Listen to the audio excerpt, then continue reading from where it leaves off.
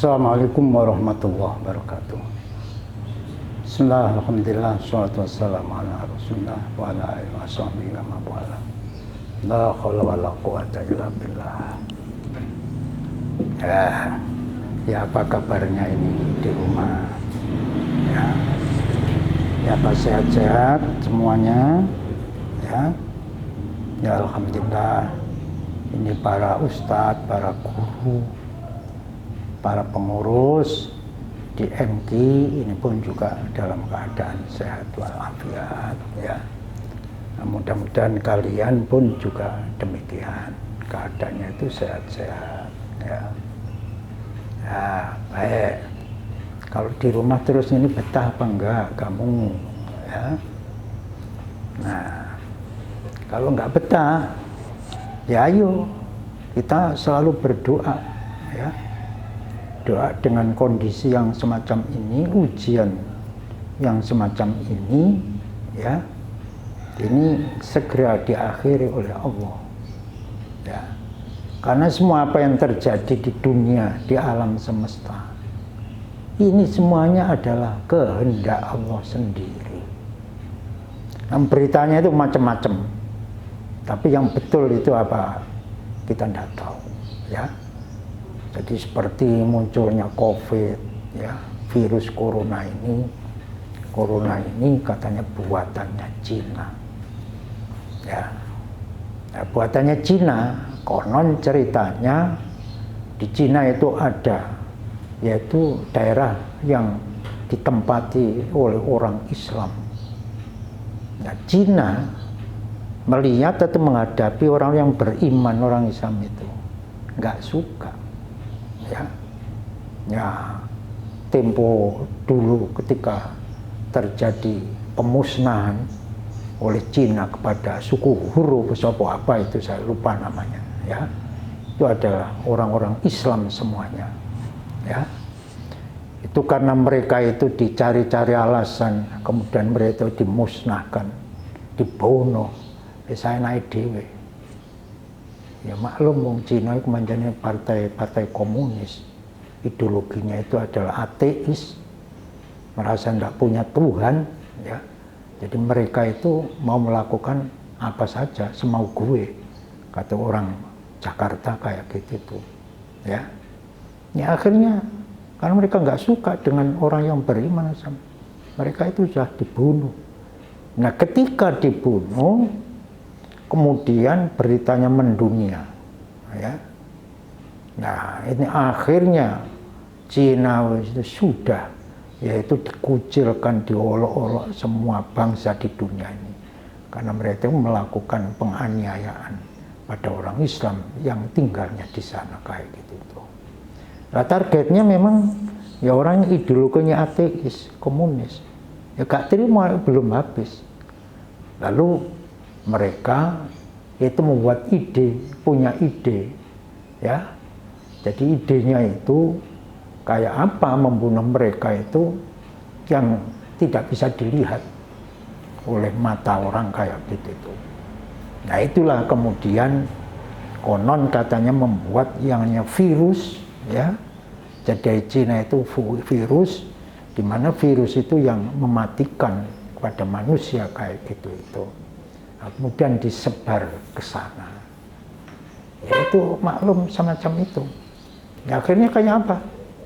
Yang mati menjadi korban ya bukan orang-orang yang diancam itu, tapi pun di Cina pun juga banyak yang mati kayak gini. Tapi bagi Cina pemerintahannya karena ideologinya itu adalah ateis, komunis, ya sudah tidak masalah karena mereka itu punya misi, punya arah ya. Arahnya itu yang penting pokoknya berhasil apa yang diinginkan kayak itu. Na'udzubillah ya. Ada yang semacam itu. Nah, dari sudut pandang agama ini berbeda lagi ya.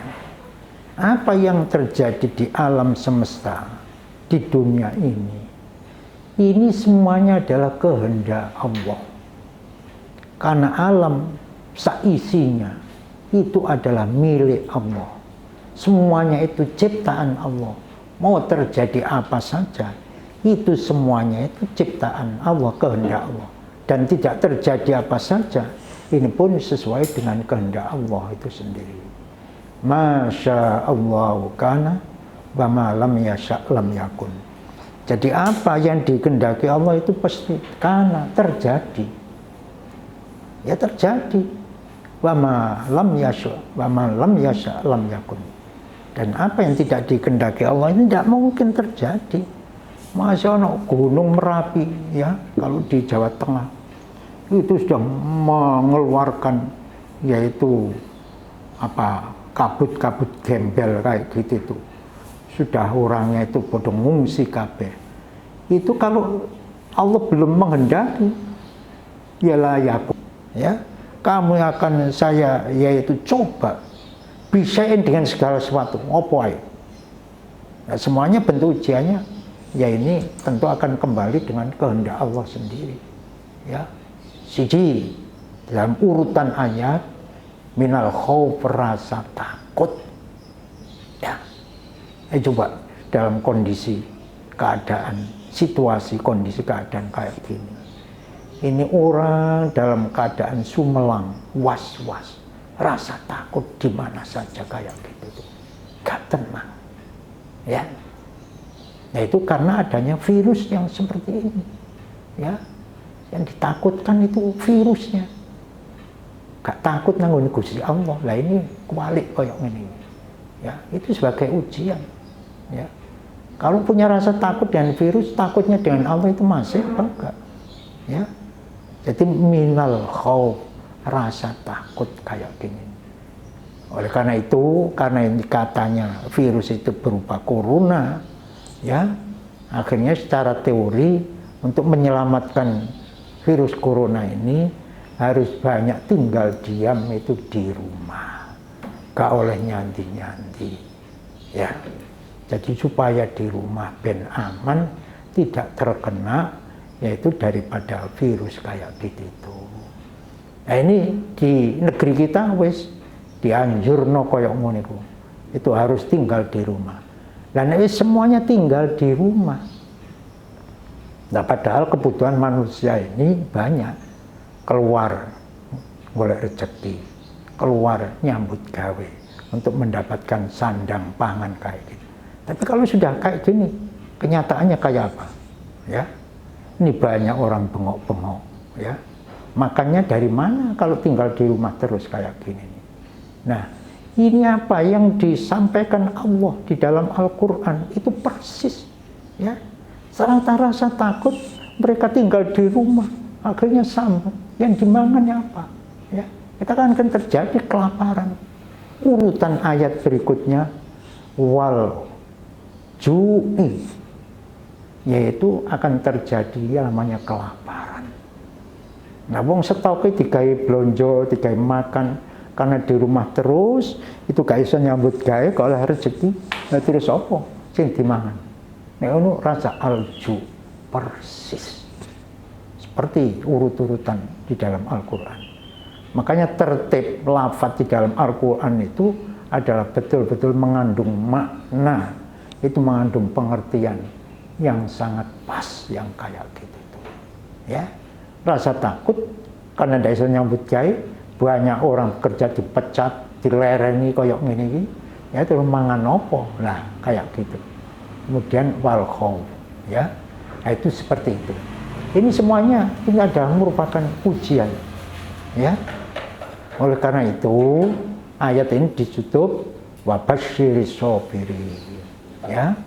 Maka berikanlah kegembiraan orang yang mau sabar di dalam menghadapi ujian-ujian yang semacam ini. Sabar. Akeh wong iso muni sabar. Tapi enak diunekno, ya gak gampang dilakoni. Ini sabar. Ya. Makanya ada ungkapan yang namanya sabar itu lebih pahit daripada rasa putra wali kayak gitu. Itu nek diamal. Itu kalau dilaksanakan kayak gitu. Nah, sebenarnya sabar Allah itu sudah menjanjikan wa basyiris sabirin, berilah kegembiraan orang yang mau sabar. Dan sabar itu gak enak, kudu ngempet. Nah ini bahasa Jawa nih ya, menahan diri kayak begitu itu ya. Gak oleh terus mari ngamuk-ngamuk, gak oleh terus mari ngomong gak karuan dengan kondisi yang kayak gini ya. Terus maidu nanggone sing gawe urip. Ya ono ngono iku. Saya sendiri nih ya, beberapa hari yang lalu itu mendengarkan omongan ya, yaitu keadaan koyong ini sing dipaido itu malah sing gawe urip. Ya Allah kayak begitu itu. Innalillahi wa inna ilaihi raji'un. Kita jangan sampai ikut-ikutan yang semacam itu.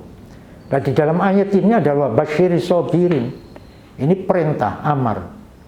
Gembirakanlah Muhammad, orang yang mau sabar.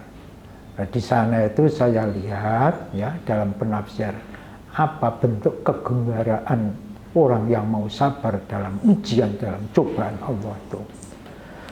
Yaitu di sana disebutkan bentuk kegembiraannya itu adalah bidukhulil jannati, yaitu akan dimasukkan surga. Loh koyok menikul imbalannya ya, bidukhulil jannati itu adalah akan dimasukkan oleh Allah ke dalam surga. Nah seperti itu ya. Ini kembali lagi ya, ini yang terkait dengan kondisi yang semacam ini ya. Nah kita kembali yaitu tentang pelajaran ini. Oleh karena itu mudah-mudahan ayo kita berdoa bareng-bareng, mudah-mudahan Allah segera mengakhiri kondisi yang semacam ini sehingga kita ini yaitu bisa kembali aktivitas seperti sebelumnya.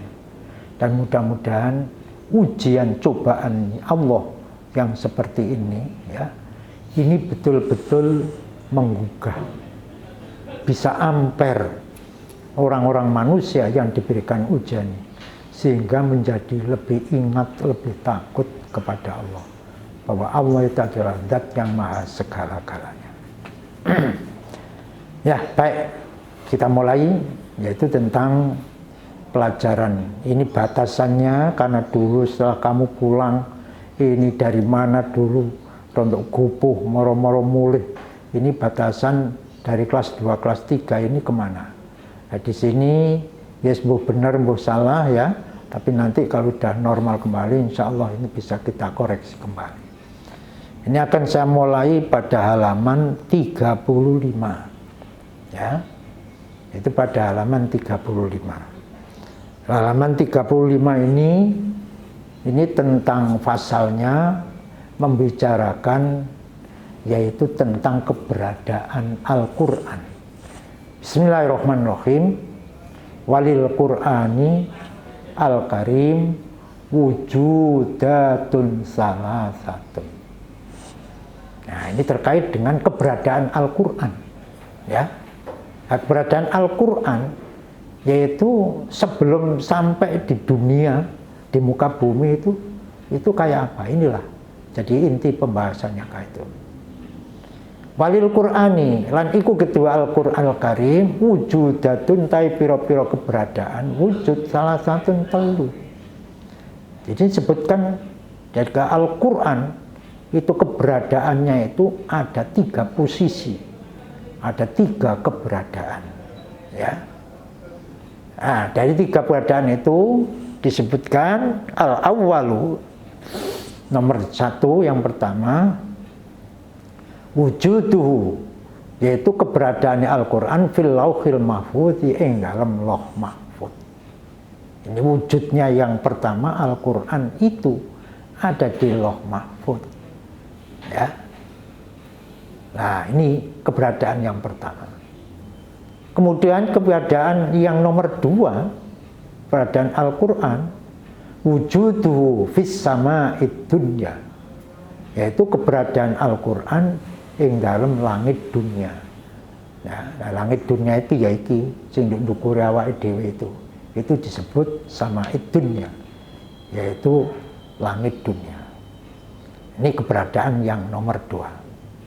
Kemudian keberadaan Al-Quran yang nomor 3 ya, wujudu fil ardi, yaitu keberadaan Al-Quran wujude onone Al-Qur'an fil ardi di bumi. Ya. Lah, kapan wujudnya Al-Qur'an di bumi keberadaannya?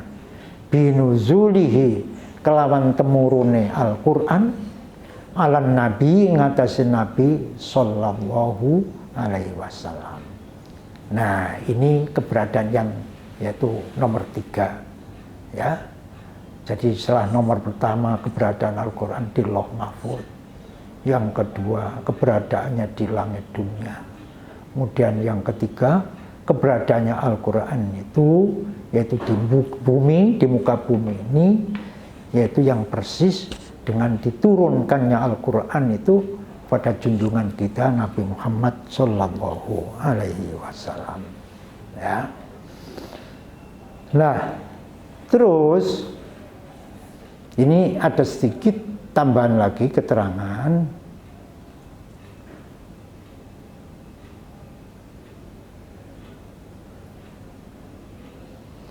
Walam yaktarin lafdzun nuzul, walam yaktarin nan ora disertai apa lafdzul nuzul, lafadz nuzul yang artinya turun, illa bil wujudi tsani, kejaba kelawan wujude Al-Qur'an yang nomor loro, wasalisi lan wujude Al-Qur'an yang nomor 3. Ya. Jadi apa? Yaitu wujudnya, yaitu kata-kata nuzul, ya, itu hanya diarahkan kata-kata bentuk nuzul itu, yaitu pada nuzul yang nomor 2 dan nuzul yang nomor 3. Ya.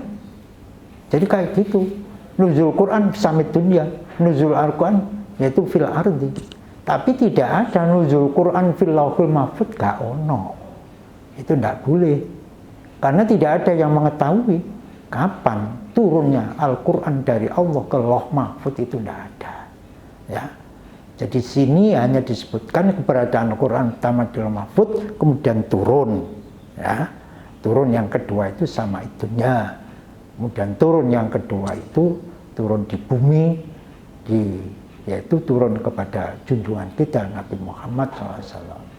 Nah, kemudian yang nomor 1 keberadaan Al-Quran di lauh mahfuz, ini tidak boleh disebutkan turunnya Al-Quran di lauh mahfuz. Ini tidak boleh, karena tidak ada dalilnya, tidak ada, yaitu yang menunjukkan tentang itu. Kapan sebenarnya Allah menurunkan Al-Quran itu di lauh mahfuz. Oleh karena itu, kata nuzul inilah yang dimaksud, hanya arahnya kepada yang nomor 2 dan yang nomor 3, yaitu turunnya keberadaan Al-Quran di langit dan keberadaan Al-Quran yang ada di bumi, yaitu yang turun kepada junjungan kita Nabi Muhammad Sallallahu Alaihi Wasallam.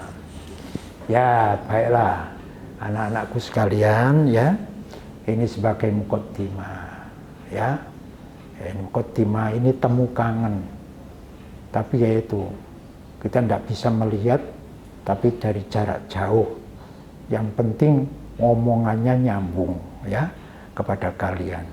Ya, mudah-mudahan meskipun begini, ya, metode yang dipakai dalam kondisi COVID kayak gini ini, tapi mudah-mudahan tetap ada manfaatnya kamu sekalian, manfaat kepada pihak MT-nya, kepada para guru, pada pengurus, semua yang nangani daripada madrasah Al-Quran. Baiklah, sementara ini saya cukupkan sampai di sini. Mudah-mudahan kita semua diberikan rasa aman, selamat daripada yaitu suasana COVID yang kayak gini, dan kita diberikan kesehatan, kekuatan dari Allah, dan kita digugah lagi ingatnya kepada Allah itu lebih baik daripada yang sebelum-sebelumnya. Demikian, wallahu a'lam bishawab. Assalamualaikum warahmatullahi wabarakatuh.